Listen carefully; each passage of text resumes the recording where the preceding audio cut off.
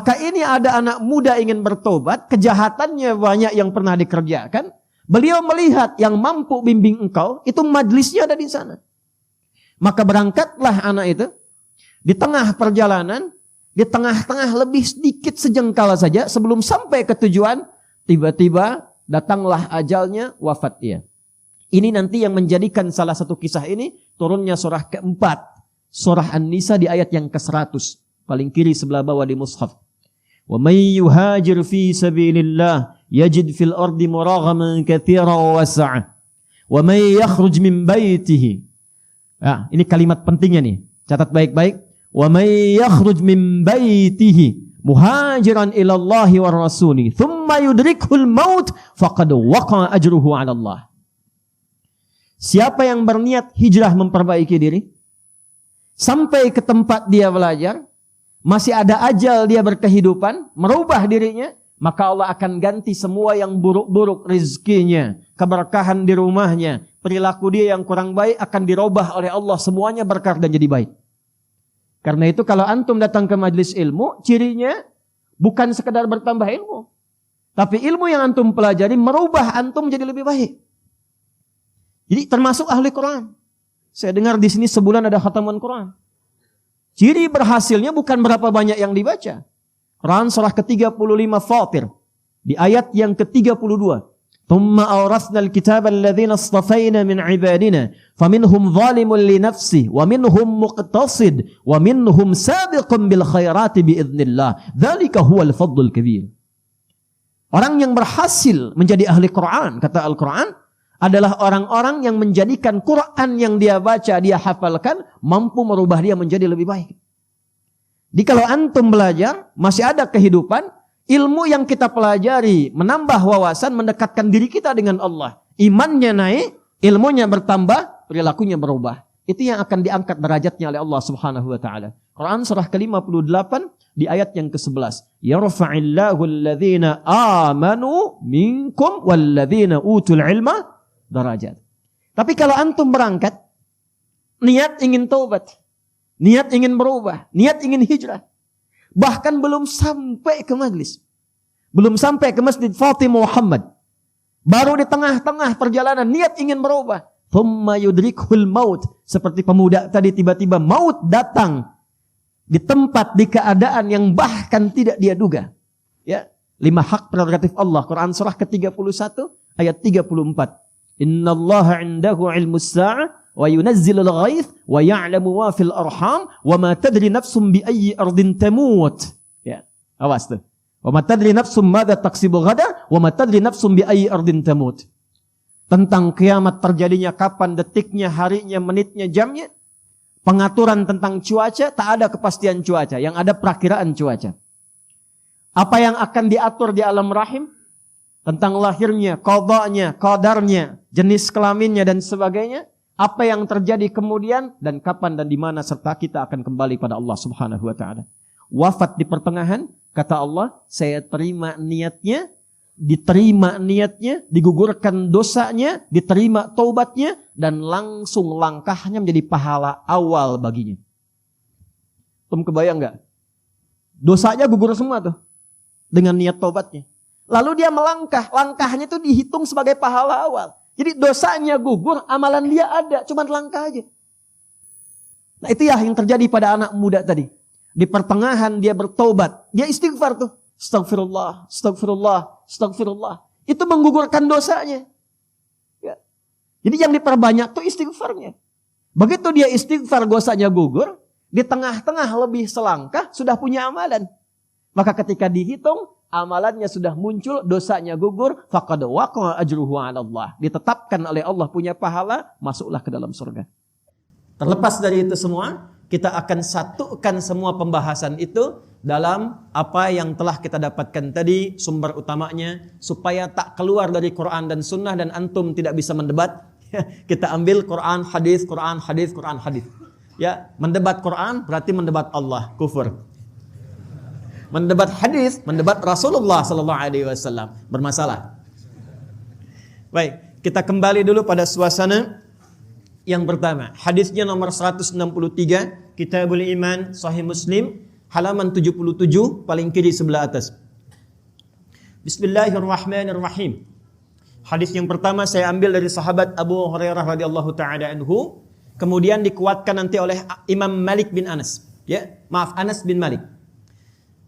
Qala haddatsana qala an Anas bin Malik radhiyallahu taala anhu qala inna Aba Dzar yuhaddithu.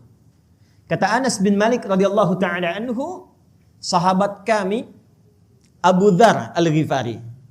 Abu Dzar Al-Ghifari ini nama aslinya Jundub bin Junadah. Jundub bin, bukan Junub, Jundub. Jundub bin Junadah. Biasanya berteman kalau meriwayatkan hadis dengan Mu'adz bin Jabal. Dua-dua ini kompak nih, duet, sering duet meriwayatkan hadis. Termasuk tadi doa antum, alhamdulillahilladzi ahyana ba'dama amatana wa ilaihin. Itu diriwayatkan oleh duet Mu'adz bin Jabal dengan Jundub bin Junadah. Antum ngaji Al-Arba'in An-Nawawiyah tuh, ya nomor hadis yang ke-18 tuh. Ittaqillaha haitsu ma kunta wa atbil hasanata sayyi'atal hasanata tamhuha. Itu riwayatnya dari Mu'adz bin Jabal dan Jundub bin Junadah. Kenapa disebut Abu Dzar Al-Ghifari? Ingat rumusnya? Al-Ghifar berarti dari Ghifar. Ghifar itu kampung begal. Ingat tuh. Jadi sekampung begal semua. Nah, di antara pemimpinnya Jundub ini. Singkatnya, ada kilatan yang masuk ke hatinya mengatakan, mau sampai kapan jadi begal? Dan itu pasti, selalu ada itu kilatan itu. Jadi Allah tuh dengan sifat rahmannya tidak membiarkan seorang hamba berkehidupan kecuali mendapatkan bagian dari hidayahnya. Itu yang dimaksud Quran surah ke-29 di akhir ayatnya. Walladzina jahadu fina lanahdiyannahum subulana. Kenal Firaun? Ayo bilang kenal ya. Firaun Firaunnya. Firaunnya. Nanti babnya lain lah ya. Babnya lain lagi. Pokoknya banyak zalimnya tuh, ngaku Tuhan, ya kan? Genosida, macam-macam sekali. Itu tetap oleh Allah diberikan hak yang sama. Dikirimkan langsung dua nabi, Musa dan Harun. Ini menunjukkan setiap hamba akan mendapatkan kesempatan, peluang untuk kembali mengingat Allah Subhanahu wa taala. Jundub ada kilatan. Ini rumusnya. Begitu berpikir kapan akan berakhir, dapat info ada seorang mengaku nabi di Mekah. Nah, ini fikih nih ya, fikih taubat nih. Jadi kalau antum sedang tergerak ingin bertobat, jangan ditunggu, cepat lakukan. Fikihnya Jundub. Ya, maka apa yang beliau kerjakan? Langsung disambut kilatan hidayah itu, berangkatlah ke Mekah. Pandangan pertama berjumpa dengan Rasulullah sallallahu alaihi wasallam. Melihat wajahnya saja, belum bicara, lihat wajahnya, langsung tersentuh hatinya, kenanya jiwanya. Ini udah rumus nih. Sentuhlah ia tepat di hati, maka ia akan jadi milikmu untuk. Gimana caranya lihat orang langsung kesentuh jiwanya? Baru lihat tuh. Maka nggak tunggu lama beliau bersyahadat. Kata beliau, ya Rasulullah, berikan saya tips pesan singkat. Kata Nabi, pulang dulu, belajar yang betul, baru ingatkan kaum. Atau kama qala Rasulullah SAW. Kata beliau, saya nggak akan pulang sebelum saya mendeklarasikan keislaman saya di sini, depan Ka'bah. Kata Nabi, jangan kau lakukan. Orang-orang belum paham, kau bisa disakiti. Ya. Apa jawabnya Jundub bin Junadah? Ya Rasulullah, saya ini membegal terang-terangan. Masa masuk Islam sembunyi-sembunyi? Saya ini membegal terang-terangan, gak enaklah syahadat sembunyi-sembunyi.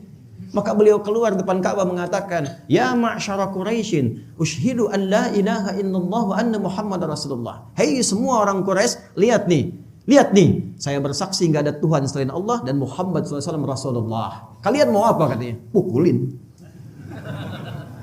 Jatuh pingsan, begitu akan dihabisi. Ada riwayat menyebutkan ditemukan oleh sahabat Ali bin Abi Thalib radhiyallahu taala anhu. Ada riwayat mengatakan ditemukan oleh paman Nabi Hamzah bin Abdul Muttalib radhiyallahu taala anhu. Begitu kelihatan, oh jangan kalian sakiti lagi, karena ini adalah orang Ghifar. Kalau kemudian dia tewas di sini dan ketahuan suku Ghifar, nggak ada kafilah dagang kita akan lolos lewat situ. Maka sepakat mereka, biarkan dia pergi. Pergilah kemudian beliau ini taubatan nasuha, dan jadilah ini fikih preman taubat. Jadi sinetron preman pensiun. Dan jadi bab kurikulum preman jadi ustad. Karena kembali kemudian ke Ghifar, jadi da'i di sana sampai kelak Madinah dihebohkan dengan langkah kaki dag dik duk. Ternyata Jundub bin Junadah membawa hasil pendidikannya, berangkat kemudian ke kota Nabi sallallahu alaihi wasallam, membawa rombongan dari Ghifar sudah pada masuk Islam, bedol desa masuk Islam. Kekuatan satu orang ini. Sahabat Nabi dulu begitu, as-sabiqunal awwalun itu 40 orang. Tapi mereka berpencar kemanapun, membawa magnet keislaman yang kuat.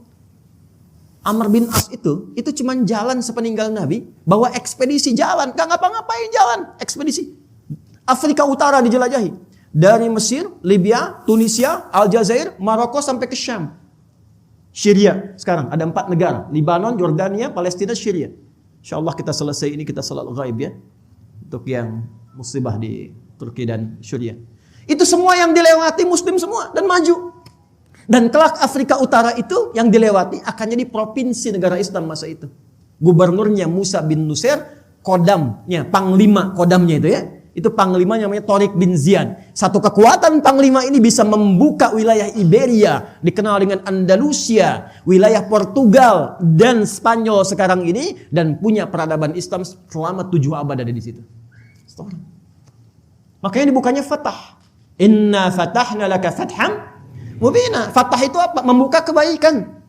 Jadi orang Islam itu dimanapun berada mesti membuka semua nilai kebaikan. Antum ke kantor jadi orang baik. Buka semua peluang kebaikan. Yang disiplin, antum. Yang jujur, antum. Tidak korupsi, disiplin, paling sabar, tepat waktu, paling bagus hasilnya. Buka semua nilai kebaikan. Nanti kalau ditanya, bagaimana Anda bisa begini? Jawab, Islamlah yang mengajarkan saya seperti ini. Itulah hidayah.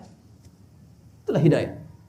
Nah, ketika masuk Islam diviralkanlah tempatnya dari Ghifar, maka dikenal dengan Abu Dzar al-Ghifari. Kenapa yang disebutkan Abu Dzar al-Ghifari-nya bukan nama orangnya untuk memberikan kesan kepada orang setelahnya. Nih saya nih, dulu saya mantan begal. Sekampung begal semua, tapi Islam merubah saya menjadi orang baik dan dekat dengan Nabi, meneruskan risalah dakwah beliau. Itulah kalau antum ngaji tahu sanadnya, jadi kita bisa berubah. Dulu pembegal jadi ahli hadis, jadi ustadz. Kenapa saya nggak pernah begal orang, nggak bisa mendapatkan hadis Nabi SAW? Jelas?